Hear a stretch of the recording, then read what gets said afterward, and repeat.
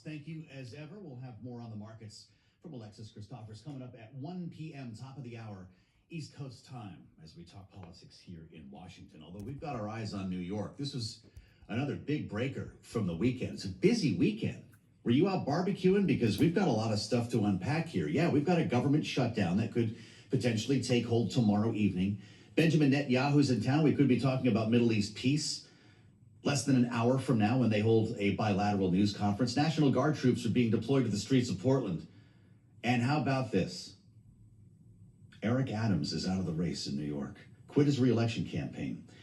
With poll numbers that we've talked about here in the single digits, and a president of the United States who was urging him to drop out of the race, even dangling the idea of a fancy new job, maybe run housing and urban development, maybe be an ambassador to Saudi Arabia.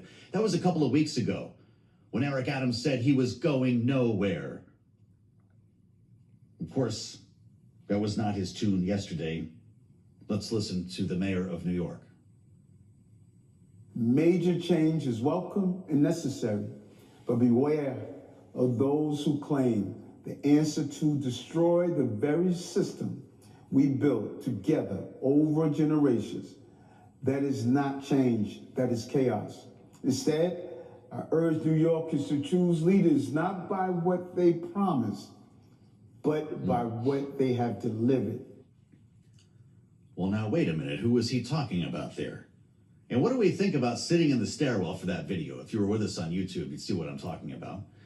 Knowing where the polls were, Eric Adams was at the bottom, even in the most recent Suffolk University poll. He's trailing Curtis Sliwa. So will it make a difference? We assembled our political panel because they've had their eyes on this too. Rick Davis and Jeannie Shanzano, Bloomberg Politics contributors, are back together on this Monday. Jeannie is Democracy Visiting Fellow at Harvard's Kennedy School Ash Center. Rick is partner at Stone Court Capital and our Republican strategist. Jeannie, you know polls as well as anybody. Will this actually make a dent? If Eric Adams was at 8% here and Mr. Mamdani was at 45%, what just happened? Joe, I thought you were going to bring us in on Old Blue Eyes, a little Frank Sinatra, because that's what Eric Adams played in his video. So when you said tune, I got all excited for some I did it my way. But there was just him at the bottom of the stairway, which was telling. It's where he is in the polls. You know, of course, the main beneficiary of this is Andrew Cuomo. That said, Eric Adams was 8 or 9% in the polls, depending on which polls you look at. And so even if he gets all of those supporters, it's not enough to help him. You know, there is a scenario in which Cuomo could make a go of this, particularly if Curtis Sliwa, the Republican, got out and it was a two-man race. But Curtis is saying he's staying in, and that makes it really, really tough for Cuomo. So I think the polls are still pretty clear. Mamdani, double-digit lead, and he's held that ever since they began polling on this race after the primary election. President Trump weighs in, Rick, says that Mamdani's victory would be, quote, one of the best things to ever happen to our great Republican Party, unquote. He's threatening as well to withhold federal funds from New York City if Mr. Mamdani is the next mayor. Is he right about one of the best things to happen to the Republican Party? Because this could be quite the foil for Donald Trump the next couple of years. Yeah, there's no question that Republicans will make good use of it, especially in the midterms. I mean, Mamdani's going to become probably the most famous Democrat in the United States by the time you're done with the 2026 advertising campaign. I mean, he will appear in legislative districts all over the country, you know, saying that this is the new Democratic Party, socialist. So prepare for that. And I think, as Jeannie said, this goose is pretty well cooked. Nothing else of any real substance is going to happen in this election. It's going to change the outcome. And fire the advance man. I mean, I've never seen a worse announcement from the bottom of the stairs. I mean, like so many symbols that are bad. How true. Rick, you work at Stone Court Capital. You're in the private equity business. What is Wall Street? What does business in New York think of this prospect? Are they with Donald Trump? Do they see a communist coming down the road? You know, there's a lot of spinning going on in the business news channels in New York right now. And And I think there's a determination now that we've got to find common cause with this guy before he wrecks the conditions of which exist, that makes a lot of money in New York. And so, yeah, I think the business community is very, very frightened at this point. They never saw this one coming.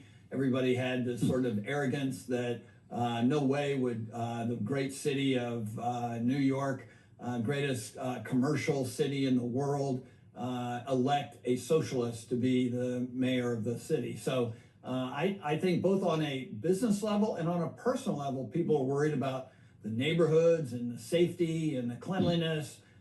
New York is first and foremost a neighborhood.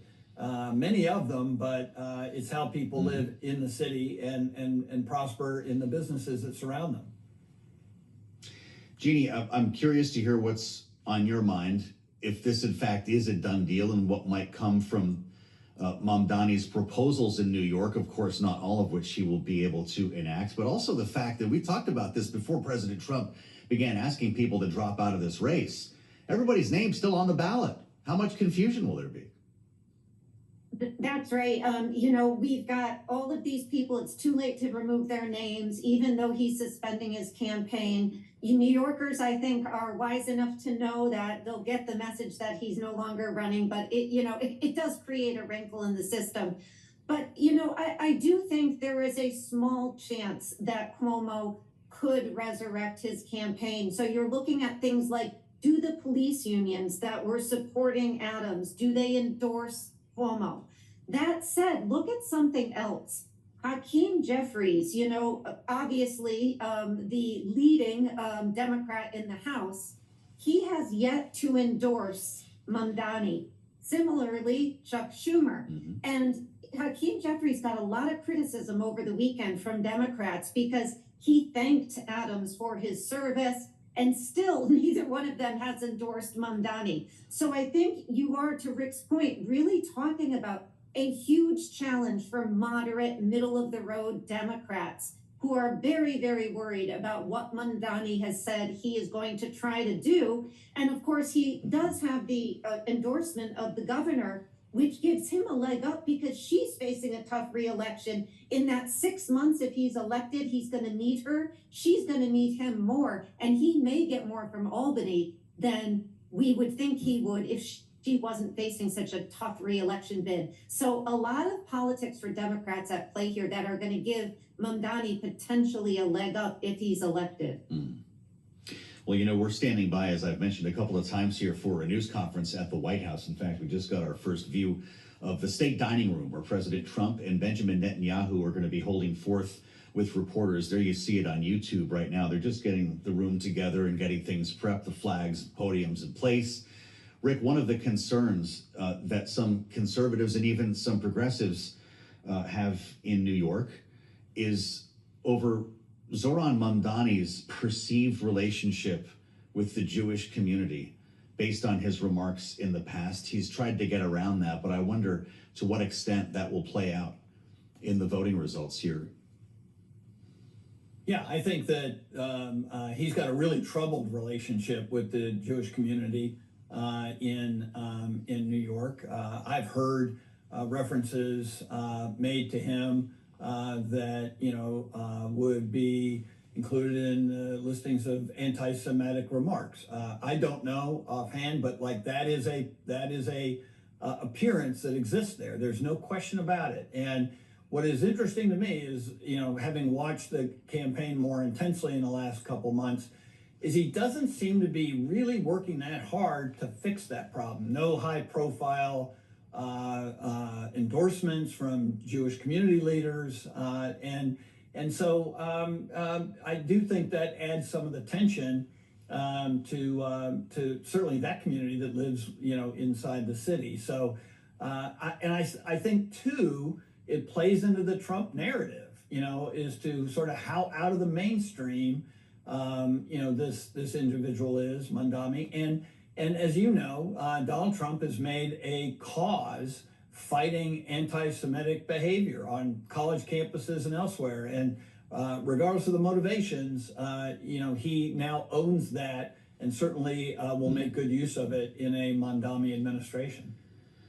With all of this said, Jeannie, and considering what Rick is suggesting about the business community's view of the Mamdani candidacy here, do you believe turnout in New York will reflect what we're seeing in the polls? It might. You know, I think one thing to keep in mind is the primary, we use ranked choice voting, and we do not use that in the general election. I don't think that's going to change what we're seeing in the polls dramatically, but it is something to keep in mind. And of course, in a primary, you're talking very low turnout. It will be bigger and it will be more energized in the general, but still not as robust as it should be. So that can always have an impact.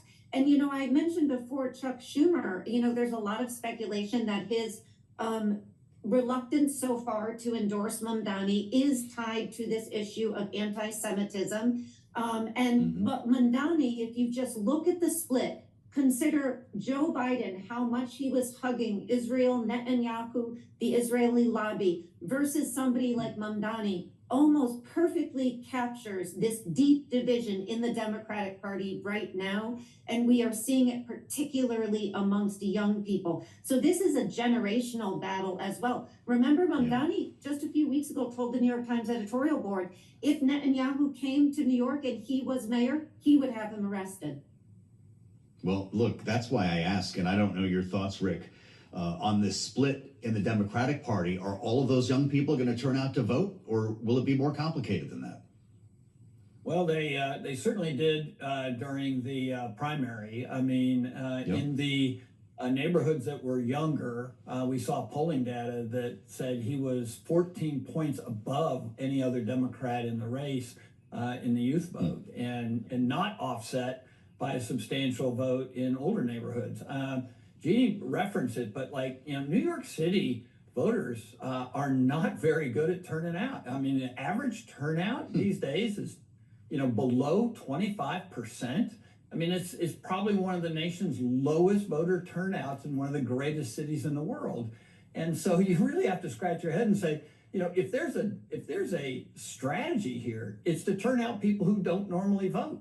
Now, it's a hard thing to do. I've been posed with having to try that myself when the electorate is normally turning out as opposed to you. But that has got to be Cuomo's strategy, is to go out there and say, there are 75% of the people registered and eligible to vote on election day who don't turn out. I need my share of those guys. I'm going to go get them. Wow. Fascinating conversation. What a great deep dive with our signature panel on the mayoral race in New York. Rick Davis and Jeannie Shanzano. I guess, Jeannie, I should only apologize to my mother because I didn't bring her picture with me. But with apologies to Eric Adams, we'll leave you with a little bit of Frank here in hour one of Balance of Power. Many thanks to our panel, Rick Davis and Jeannie Shanzano. Yes, we did it our way. We'll welcome our global television audience to the conversation coming up here next. And Tyler Kendall will join us as well here in Washington with much more to follow, counting down to a shutdown here only on Bloomberg.